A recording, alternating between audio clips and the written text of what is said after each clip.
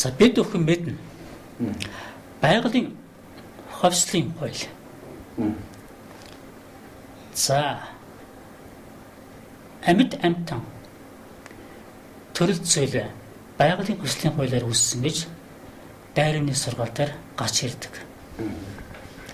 За ингээд байгаль бол хүн бол байгалийн бүтээл гэдэг юм уу те? Энэ сэтгэлгээ. Гэтэл нөгөө тал дээр байгаль бол хүний бүтээл. За энэ дээр юу гэсэн хэрэг энэ бүр дээд утгаар ялж байна.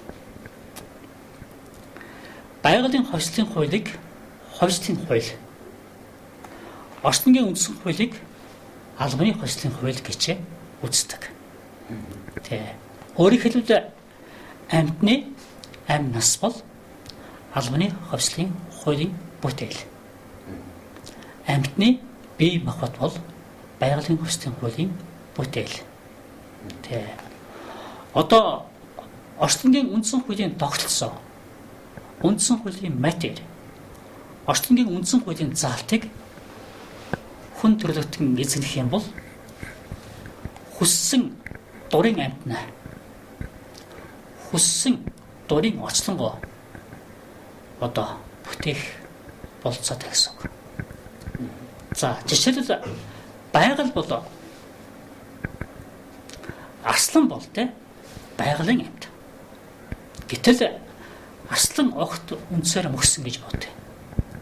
Тэгвэл орчнгийн үндсэн хуулийн тогтцоо, үндсэн хуулийн заалт руу ороход тэгэхэд бүх тэр арслангийн үндсэн хуулийн бүх заалтууд нь амьд зэрэг байждаг гэсэн үг.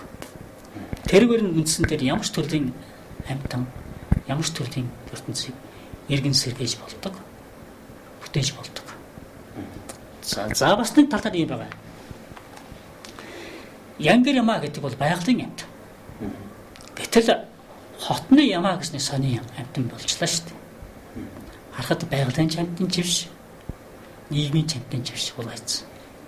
Тэ. Өөрөөр хэлбэл одоо янгэр ямааг хүн төрөлхтөн гарч суснараа албаны бүхэн амьтан гарч ирж байна гэсэн үг. Тэ. Тэгэхээр албаны ямаа гэсэн үг. Тэ. Тэгвэл өөрөөр хэлбэл энтэй адилхан янгэр ямааг орчлон гэж үзье те. Хотны ямааг одоо албаны орчлон гэж үзэж байгаа.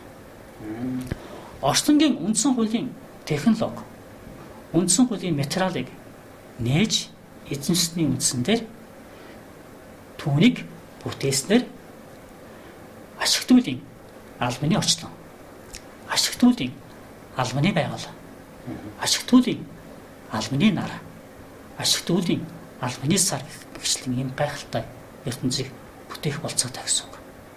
Тэ. Хүн төрлөختний тань мэдхэн ухаан одоо бүдүүлгээс нарийн лөө хөгжиж байна. Хөдөлмөрийн зэвсэг бол үнэхээр бүдүүлгээс нарийн лөө хөгжиж байна. Бид бүхэн мэднэ хуучин чулуун зэвсэг, шинэ чулуун зэвсэг, хүрэл зэвсэг, төмөц зэвсэг одоо өнөөдрийн хүндэтгэн технологийн зэвсэг өөр наан технологи төрсөн байна те. Наан технологийн төсөнд хүрч байна. Эсийн хэмжээнд бүр атом молекулын хэмжээнд хүрч чадчих байна гэсэн үг. Цаашид дэлхийн хөдөлмөрийн тог энэ нарийн систем, хөдөлмөрийн нарийн тогтолцоо, технологийн тогтолцоо улам бүр нарийсаж гүн гүнзгий болж дэвшин шилжих гацаа байхгүй наа. Одоо өөрөөр хэлбэл хүний амь гэдэг бол нүдэнд харагддаг бай. Гарт баригддаг бай. Албаны матери бий дээд атом. Тэ.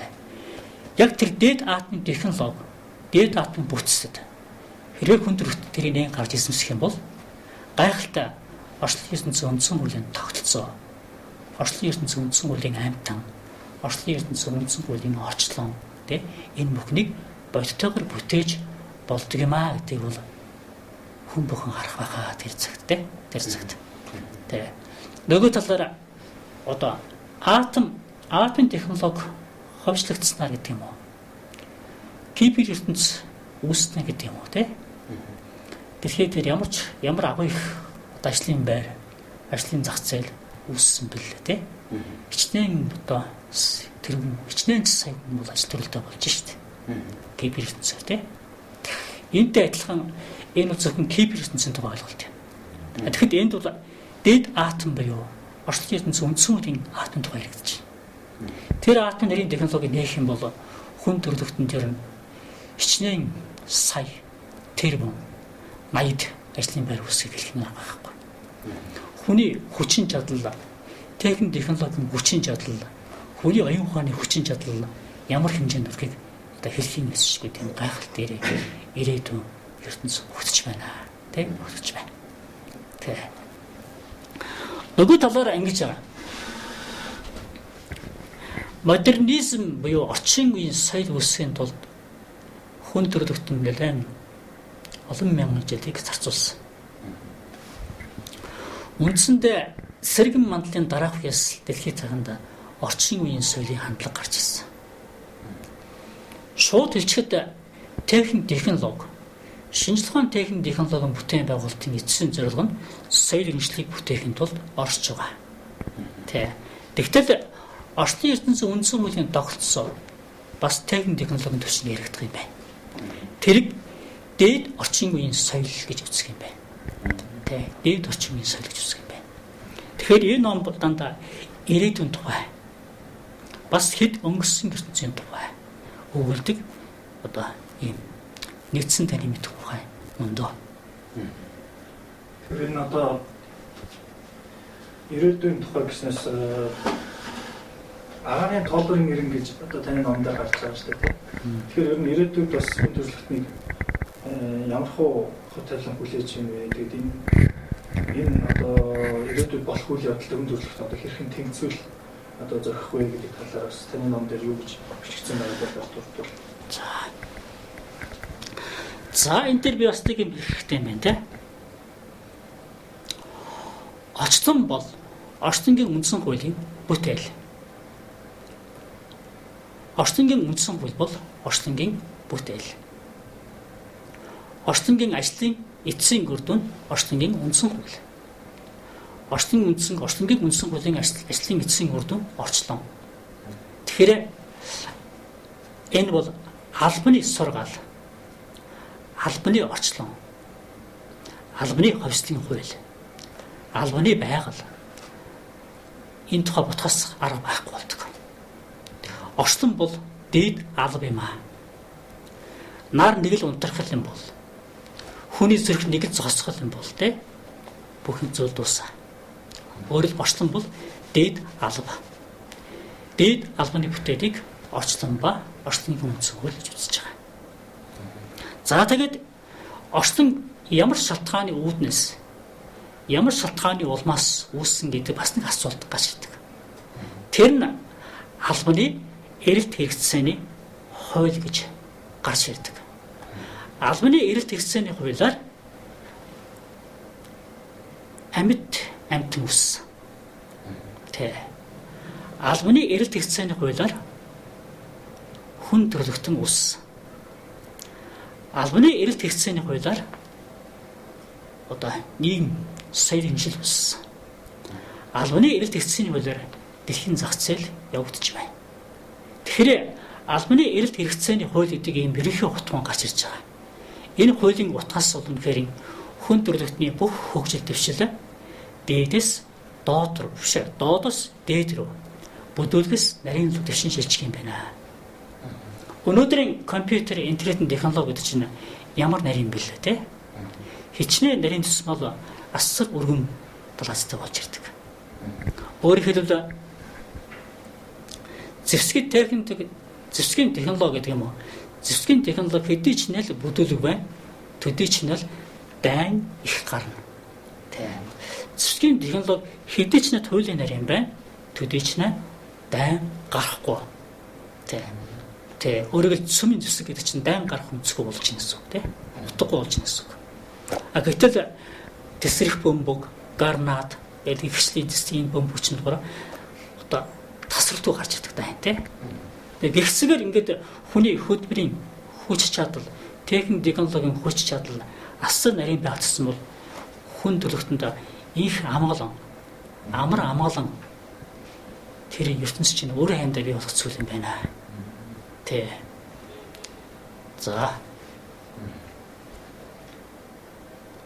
За асуулт. Наа тий. Нөгөө талаараа одоо өнөөдрийн хүн төрөлхтний хөгжил албаны эрэлт хэрэгцээний хуулиар явагдаж байна. Хаана алба байна? Тэнд эрэлт хэрэгцээ байна. Хаана эрэлт хэрэгцээ байна? Тэнд алба байна. Тэ. Нөгөө талаараа харалта. Амьтан бол алба. Алба хийхгүйгээр нэг ч орон руу орохгүй. Алба хийхгүйгээр нэг ч амьтан амьдрахгүй. Хооллохын тулд, ургахын тулд урмал амьтан тэмцэж байгаа бүгд ертөнц чинь алба. Дээд алба гэдэг утгаар гарч ирдэг. Гэгцэгээр орчны ертөнцийн үндсэн хуулийн тогтолцоос утгаараа дандаа дээд алба, албаны ховстын хууль, албаны эрэлт хэрэгцээний хууль, албаны шалгалын хууль гэх мэтлэн энэ гайхалтай ертөнцийн тухай ойлголтууд гарч ирдэг. Одоо бас нэг юм байна. За. Орчлон юуны тулд үүссэн юм бэ? Оршин тогтнохын тулд, азсралд хүрэхийн тулд. Ингээд эн чинь орчлонгийн ажлын үр дүн, амьдралын үр дүн гэдэг юм уу те? Тэр нь болохоор албаны орчлон буюу орчлонгийн үндсэн хуулиар хэмжигддэг хүчин зүйл. Орчлонгийн үндсэн хууль юуны төлөв бас адилхан орчлон дээд орчлон буюу орчлон ертөнцийг бүтээхийн тулд дээд орчлон ертөнцийг бүтээхийн тулд үүссэн зүйл. Өөрөөр хэлбэл орчлонгийн үр дүнгээр орчлонгийн үндсэн хууль бүтээгддэг. Орчлонгийн үндсэн хуулиар орчлон бүтээгддэг. Ийм ховсмол зүйл юм байна. Тэ. Энэ сэтгэлгээ энэ хуулийг таамаглаар сэтгэж болохгүй. Хий хоосон мөрөөдлөөр мөргөлөөр энийг хийж болдгоо бүтээл. Яг бод байдлаар орчлонгийн үндсэн хуулийн тогтолцоог хосмолын ухаан, хосмолын арга ухаанаар нээж сэтгэж хүрсэн зүйл. Орчлонгийн үндсэн хуулийн тогтолцоог нээхийн тулд Сант гэдэг хүн 20 жил амьдралаа зориулсан. Тэгжээч үнэхээр энэ тогтолцоо, энэ хууль баттай нэгдсэн. Цаашид хүн төрлөختний шинжлэх ухааны шашныг, улс төрийнч, эдийн засгийнч, урлаг соёлынч бүх алба мэргэжлүүд энэ орчлонгийн үндсэн хуулийн тогтолцоог батлахын төлөө бас явна. Энд бол би ямар ч хэрэгцээ байхгүй. Одоо хараа л да. Орчлон мөнгө тэнгэрийн бүтээл, орчлон мөнхийн эзний бүтээл, орчлон хоосон чанарын бүтээл, орчлон аллах тэнгэрийн бүтээл, орчлон тийм тэнгэрийн бүтээл, орчлон байгалийн бүтээл ичнэ олон хутган байгааз. Тэг чинь энд яагаад гэхээр орчлонгийн үндсэн хуулийн гэрхээ эдэлсэн учраас ийм олон ертөнц бүгд эрэгтэй шүртүүс эрэхтэй. Тэгэхээр нэгдсэн алба, нэгдсэн франк ойлголт нь юм гэхээр орчлонгийн үндсэн хуулийн тогтолцоо. Тэ хамгийн дээд франк тогтолцоо юм шүү дээ. Тэ. Тэгэхээр энэ хуулийн тогтолцоо, түүний атомын тогтолцоо, түүний материалын тогтолцоо тэрийг судлана гэдэг бол яг бодитоор хорвоо хэрхэн үүсэх болсон. Хэрхэн үүсдэг юм? Яагаад үүссэн? Тэр бүх шалтгааныг энэ хууль гаргаж ирдэг байлтай. За нөгөө талаар хараа л да. Энэ миний аав. Тэ. Энэ миний хүү. Тэ. Гэтэл миний аав хүний хүү. Тэ. Миний хүү бол хүний аав. Мөн үстэй. Энэ бол хойсмол. Хойсмолын ухаан гэж энийг хэлж асуулаа. Тэ. Хойсмолын ухаанаар би эцгээс төрсөн. Хойсмолын ухаанаар надаас хүү төрсөн. Тэ. Хойсмолоор хорвоо ертөнцийн үүсдгийг тайлбарладаг. Яг адилхан. Орчлонгийн үндсэн хуулиар орчлон төрсөн. Орчлонгийн хойсмолоор орчлонгийн үндсэн хууль төрсөн. Ингээд тэгэхээр доод шатны орчлонгоос дээд шатны орчлонд өссөн тэмүүлхэн төлөө орчлон ертөнцийн өсөл өөр аяндаа гарч ирж байгаа зүйл. За ягаад алба гэж дэрсэн гэхээр өөрөөр хэлбэл амьтны өсөлч алба. Амьтан амьдрахын тулд алба. Тэ. Хүний өсөлч гэсэн алба, хүн амьдрахын тулд гэсэн алба. Албыг бүтээн гэсэн үг. Оршин буй нар, сар, гариг ихс, одоо галактик тэнгэрийн цацк гэж яддаг тийм. Энэ бүхэн оршин байгаа зүйл алба. Албыг бүтээж бич оршин тогтно. Ер нь бүх нийтийн албыг, бүх орчнгийн албыг хураан госныг дээд алба гэж үзэж байгаа. Тэгэхээр дээд алба гэдэг нь орчлон ертөнцийн үндсэн хууль буюу үндсэн хуулийн заалтыг хэлсэн ойлголт мөн. Орчлон ертөнцийн үндсэн хууль батлагдах, орчлон ертөнцийн үндсэн хуулийн заалт бүтээгдэх дээд алба буюу дээд алба бүтээгдэх гэж үздэг. Тэ. За нөгөө талаар ийм байгаа юм. Энэ хойсгын тухай ярих асуудал гарч иж байгаа. За мөнхийн хөдөлсгүй гэж байхгүй. Тэ. За бурхныг мөнхийн хөдөлсгүй болгосон байна. Өөрөөр хэлбэл огт хөгжил төсөл байхгүй. Мөнхийн бүтээгч, мөнхийн эзэн, мөнхийн тэнгэр ийм бурхан болгосон байна. Энэ маань хэдэж юунж бүтээгддэггүй ийм мөнхийн тухай яриад. Ийм ертөнцийг одоо огт байхгүй тухай ярьж байна гэсэн үг. Алба бүтээгдэх шалтгаан алга, амьд үүсэн байх шалтгаан алга, орчлон ертөнц үүсэх шалтгаан алга тухай яриад байна. Тэ? Гэтэл нөгөө тал дээр одоо мөнхийн тогтшгүй тухай ярьж байна. Мөнхийн тогтшгүй тухай ярьж байна. Одоо байгаль ангатагч. Одоо майгал өстө өргөж мөнхийн хөд тогтшгүй зүйл. Нэгээс нөгөө шилжээд хөд тогтшгүй зүйл юм аа. Өөрөөр хэлбэл орчлон гэдэг бол 4.1 тэрбум жилийн настай. Хүн гэдэг бол ачаад 45 жилийн настай юу ч биш те. Одоо энэ тухай ярьж байна. Хэд ингээд мөнхийн одоо бас тогтшгүй тухай ярьж байна. Энэ биш ээ. Мөнхийн тогтсгүй гэж байхгүй. Бас мөнхийн хөдөлсгүй гэж байхгүй. Тогтсгүй үр дүн хөдөлсгүй байдаг. Хөдөлсгүй үр дүн тогтсгүй байдаг. Тэгэхээр өнөөдрийн яриад байгаа мөнх тэнгэр, мөнхийн эзэн, нирван гэдэг чинь бүгд хүний бүтээлийн үр дүнгээ арчсан ойлголтууд. Хүний хүчин чармаатыг гарчсан ойлголт гэсэн үг. Тэ. Өөрөөр тогтсгүй эцсийн үр дүн хөдөлсгүй. Хөдөлсгүй эцсийн үр дүн тогтсгүй байдаг хүчин зүйл. Ийм учраас мөнхийн хөдөлсгүй эсвэл мөнхийн тогтсгүй гэж байхгүй. Орчлон настай. Орчлон настай бол үнэхээр энэ хойсмолын бүтээл. Хойсмолтай гэдэг бол амьтай гэсэн үг. Орчлон амьтай. Хүн амьтай. Хүн амьтай учраас мөнхийн хөдөлгөөн гэж байхгүй болчих шүү дээ. Тэ. Хүн амьтай учраас. Хүн амьтай учраас мөнхийн тогт хөдөлсгүй гэж бас байхгүй болж байна.